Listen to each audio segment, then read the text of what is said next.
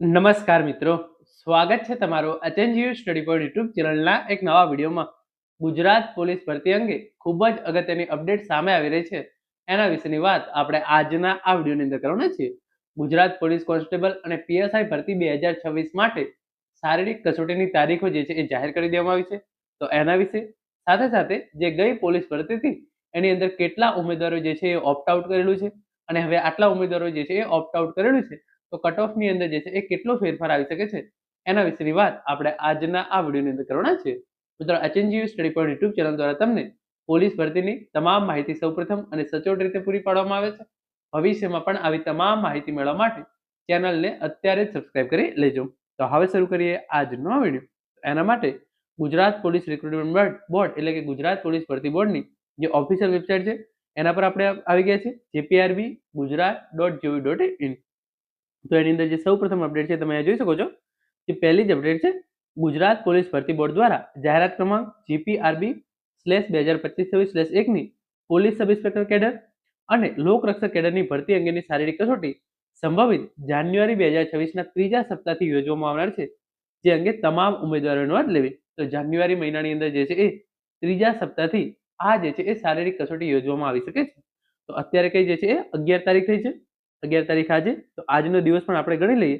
તો આજનો દિવસ ના ગણીએ ચલો તો 31 દિવસનો છે, 31 દિવસનો આ મહિનો છે. તો તમારા જોડે ડિસેમ્બરના 20 દિવસો અને જાન્યુઆરીનું ત્રીજું સપ્તાહ, તો આપણે જે છે એ 7 × 14 અને અંદાજિત 20 તારીખ પછી જે છે એ માની લઈએ કે 20 તારીખ પછી જે છે એ જાન્યુઆરી મહિનાની અંદર શારીરિક કસોટી જે છે એ શરૂ થશે.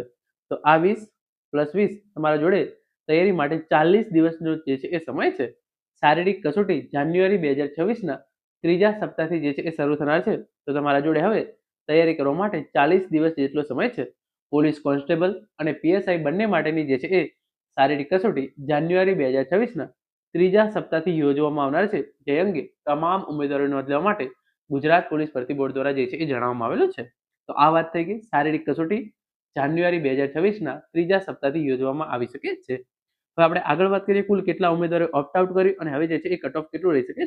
તો તમે જોઈ શકો છો જાહેરાત ક્રમાંક GPRB/2023/1 અન્વયે લોકરક્ષક કેડરની ભરતી પ્રક્રિયામાંથી જે ઉમેદવારોએ પોતાની ઉમેદવારી પરત ખેંચેલ છે એટલે કે ઓપ્ટ આઉટ કરેલ છે તેવા ઉમેદવારોની યાદી જોવા માટે અહીં ક્લિક કરો. તો કેટલા ઉમેદવારોએ ઓપ્ટ આઉટ કર્યું છે એની આપણે જે છે આખી યાદી જોઈ લઈએ. તો તમે જોઈ શકો છો પીડીએફ છે એ ડાઉનલોડ થઈ જશે અને પીડીએફ જે છે એ તમારા સામે આ રીતે જે છે એ ઓપન થઈ જશે. તો એની અંદર જાહેરાત ક્રમાંક GPRB/2023/1 લોકરક્ષક કેડરની પોતાની ઉમેદવારી જતી કરેલ હોય તેવા ઉમેદવારોની યાદી. તો કુલ કેટલા ઉમેદવારો જે છે ઓપ્ટ આઉટ કરેલું છે તમે જોઈ શકો છો. એમના નામ સાથે જે છે એ તમામ ઇન્ફોર્મેશન આપવામાં આવેલી છે. પહેલા તો જેટલા પણ ઉમેદવારો જે છે એ ઓપ્ટ આઉટ કરેલું છે એમનો ખૂબ ખૂબ આભાર. તમારા કારણે જે છે એ કોઈ બીજા યોગ્ય ઉમેદવારને જે છે એ નોકરી કરવાનો ચાન્સ મળશે, કારણ કે તમને જે છે એ બીજી કોઈ નોકરી મળી ગઈ છે અથવા તો તમે કોઈ પણ કારણોસર ઓપ્ટ આઉટ કરેલું હોય. તમારો ખૂબ ખૂબ આભાર. તમારા કારણે જે છે એ કોઈ બીજા ઘરની અંદર જે છે એ સુખનો સૂરજ ચોક્કસથી ઉગી જશે. તમે જોઈ શકો છો આખી જે છે એ 10 પેજની જે આ પીડીએફ છે અને એની અંદર કુલ 338 ઉમેદવારો એવા છે કે જેમણે જે છે એ ઓપ્ટ આઉટ કરેલું છે. તો આ 338 ઉમેદવારો જે છે એ પોલીસ ભરતીમાંથી જે છે એ ઓપ્ટ આઉટ કરી લીધું છે. તો હવે જે છે એ બાકી રહી એટલી જગ્યાઓ કે જે સિલેક્ટ નતા થયેલા એ ઉમેદવારોમાંથી 338 ઉમેદવારોને જે છે એ ચાન્સ મળી શકશે. કટ ઓફ વિશે આપણે વાત કરીએ કે કટ ઓફની અંદર જે છે એ કેટલો ફેરફાર જે છે એ થઈ શકે છે. તો અહીંયા જે છે એ પ્રોવિઝનલ મેરિટ લિસ્ટ આપેલું છે એની અંદર આપણે જે છે એને જોઈ લઈએ. તો તમે જોઈ શકો છો કટ ઓફની અંદર જે છે એ બહુ ખાસ ફેરફાર નહીં આવે. 1 થી 2 માર્ક્સનો જે છે એ ફેરફાર આવી શકે છે.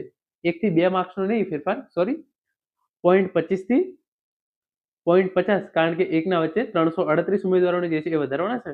તો 0.25 થી 0.50 નો જે છે એ ડિફરન્સ આવી શકે છે. ફોર એક્ઝામ્પલ તમે જનરલનું કટ ઓફ જોઈ શકો છો 132.75 આપેલું છે અને ફિમેલનું કટ ઓફ 114 આપેલું છે. તો જે ઉમેદવારોએ કર્યું છે તો એના કારણે 132.75 છે એ 132.25 થઈ જાય અથવા તો 132 થઈ જાય. આટલો જે છે એ ડિફરન્સ આવશે. આ જ રીતે તમે જોઈ શકો છો તમામ કેટેગરીની હું મોટી વાત કરી દઉં તો 0.25 થી 0.75 આટલો જે છે એ કટ ઓફની અંદર થોડો ઘણો જે છે એ ફેરફાર આવશે. કટ ઓફની અંદર બહુ મોટો જે છે એ ચેન્જીસ આવી જશે નહીં. તો મિત્રો, આ હતો આજનો વિડીયો જેની અંદર આપણે જોયું કે શારીરિક કસોટીની તારીખો જાહેર કરવામાં આવી છે એ ક્યારે હશે અને સાથે સાથે કુલ કેટલા ઉમેદવારોએ ઓપ્ટ આઉટ કર્યું છે અને એના કારણે કટ ઓફની અંદર જે છે એ કેટલો ફેરફાર આવી શકશે.